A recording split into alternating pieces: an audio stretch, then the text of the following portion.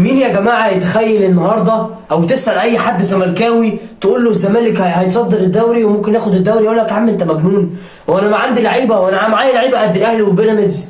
انت متخيل دلوقتي الزمالك الاول ب 37 نقطه؟ والله العظيم اعتمد جمال عمل من الفسيخ شربات. يلا حبايبي نبدا حلقتنا. السلام عليكم ورحمة الله وبركاته. برحب بكل متابعيني وعشاق الساحرة المستديرة في كل مكان. يا رب دايما تكونوا في احسن حال. معلش يا جماعة لو صوتي يعني بعيد قوي ولا او مش عالي قوي بسبب نزلة البرد اللي عندي. معلش يا جماعة تعبان شوية كده يعني، معلش حاجة مش بايدي يعني. المهم عايز ابدا معاكم واخش معاكم على طول في الحلقة.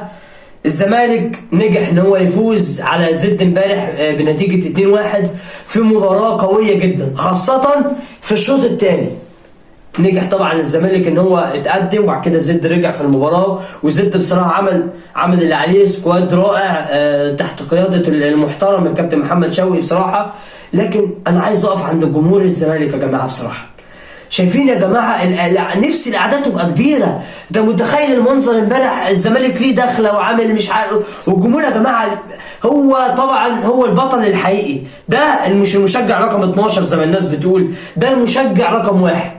كل التحيه والتقدير لجمهور الزمالك المساند الحقيقي للفريق في ظل في ظل الازمات وفي ظل المشاكل اللي بيمر بيها الزمالك، والزمالك ما ابرمش صفقات ومش عارف، وكل شويه القيد يقف، والقيد وقف للمره ال 12 ومش عارف ايه، وشغلانه وحدوته كبيره. مين يتخيل لو سالت واحد من جمهور الزمالك هيقول لك انا مش هنافس السنه دي، انا مش هنافس، انا كده كده انا شكرا. لكن الزمالك الاول ب 37 نقطه يا جماعه. انت متخيل الزمالك الاول ب 37 نقطه متصدر الدوري حتى لو بشكل مؤقت؟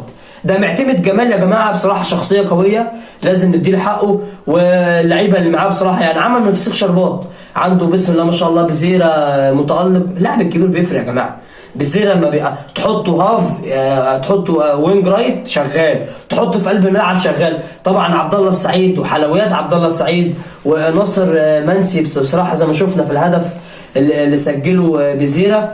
الراجل استلم يعني ليه تقله. ناصر منسي برضه ما بيلعب وبسم الله ما شاء الله متطور مع الزمالك الفتره الاخيره.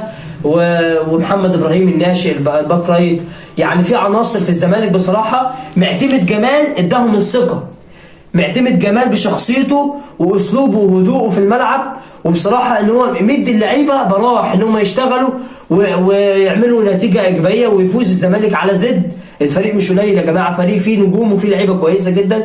الزمالك طبعا اهم ما في المباراه خد ال3 نقط في ظل المشاكل والازمات الرهيبه اللي بتمر على الزمالك الفترات الاخيره وبالذات الموسم دوت.